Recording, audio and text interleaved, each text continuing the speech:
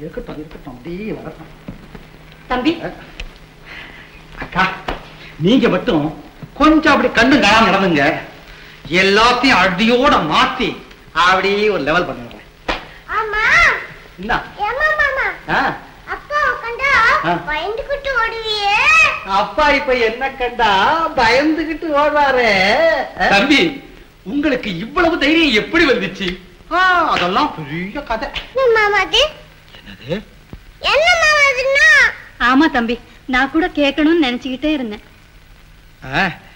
அதாவது தாத்தா கேட்டாரே தைரியம் தாயத்து எல்லாம் ஒரே கதை தான். அந்த கதையை சொல்லு மாமா. சொல்லு மாமாண்ணா.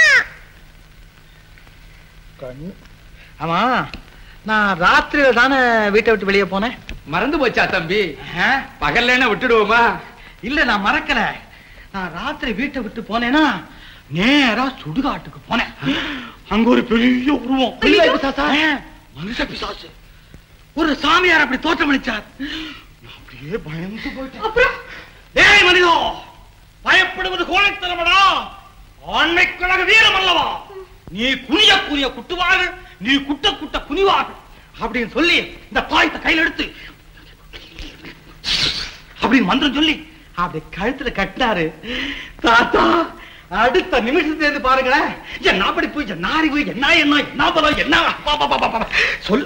ஆனா இவ்வளவு இந்த தாயத்தை கட்ட தமா வேண்டாம் தம்பி, இதை எப்பவுமே கழட்டாரு. கட்ட மாட்டேன். ஆமா தம்பி, எப்பவும் இந்த தாயத்தை மட்டும் விட்டுடாதீங்க. வாங்க தம்பி, சாப்பிட சாப்பாடு சாப்பாடு. இங்கு ஊமைகள் ஏங்கவும் உண்மைகள் தூங்கவும் நானா பார்த்திருப்பேன்.